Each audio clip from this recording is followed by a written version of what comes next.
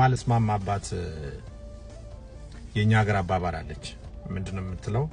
የሞተ ተጎዳ የምትለው አይነት አባባል አለችና የሞተ አይጎዳ ያለን የሚጎዳውና ምን ለማለት ፈልጌ ነው በጣም ብዙዎቻችን ሶሻል ሚዲያ ላይ ያው ከራሳችን ተነስተን የምንሰጣቸው ሐሳቦች አሉ የምናስተላልፋቸው መልእክቶች አሉ የራሳችን ማለት ነውና ብዙ ጊዜ ባልተማርንበት በሌለንበት ነገር ላይ ሐሳብ በመስጠት ነው በጣም እንታወቃለን ስፔሻሊ የኛ ማህበረሰብ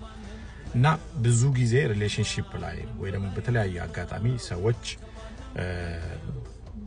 አማራጭ ነው ብለው ሲያስቡ ራሳቸውን ያጠፋሉና እኔ መፍትሄ ነው ብዬ አላስብም ራስ ማጥፋት ምክንያቱም ለችግሮች ሁሉ መፍትሄ ስላለ ስለዚህ የህይወቱ ባለቤት እግዚአብሔር ስለሆነ በፈለገው ጊዜ እሱ እንደሰጠን መልሶ መውሰድ ያለበት እሱ ነው ብዬ ስለማስብ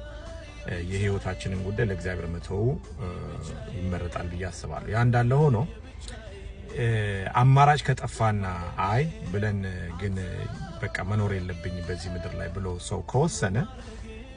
ለሚሞትበት ምክንያት ሪዝኑን ማስቀመጥ አለበት ምክንያቱም አብሮት ያለውን ሰው በጣም ህይወቱን ስለሚያመሰቃቅል በጣም ያልሆነ ከባድ ነገር ስለሚከተው ማለት ነው አሁን ሰሞኑን የምናየው ነገር ለተፈጠረው ነገር በጣም ነው ማዝነው በጣም ከልቤ ነው ማዝነው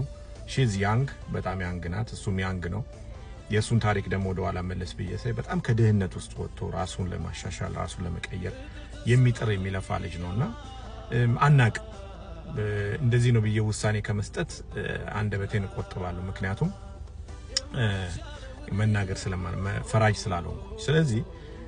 እንደው እንደዚህ አይነት ሰዎች ራሳችሁን ለማጥፋት ውሳኔ ላይ ሲደርሱ ቪዲዮ ነገር ሰርታችሁ ወይ ደብዳቤ ነገር ጽፋችሁ የሌላውንም ሰው ህይወት የማያመሰቃቅል ሌላውንም ሰው ህይወት ጥያቄ ውስጥ የማይከት ነገር ማድረጉ ተገቢ ነው ብዬ አስባለሁና ለሁሉም የልብ መጽናናትን እመኛለሁ ለሱም ለቤተሰቦቿ እግዚአብሔር ያጽናችሁ ብዬ እላለሁ እውነቱን ደግሞ እግዚአብሔር ይርዳሃላለው ምክንያቱም ሂዝ ያንግ ሰክሰስ ላይ ያለ ሰው ነው በጣም ራሱን ለመጠወጥ በጣም የሚጥር ሰው ነው ብዙ ኢንተርቪዎቹን ወደ ኋላ መለስ ብዬ ሰማው ነበር ባይፈጠር በጣም ደስ ይለኝ ነበር እውነታውን ደግሞ እግዚአብሔር እንዲያወጣለት ምኞቴ ነው ጸሎቴ ነው እንደማንኛውም ሰው እዚህ ሶሻል ሚዲያ ላይ ነው ማቀው የተለየ ግንኙነት የለኝም ሞር እሷን ነው ማቃት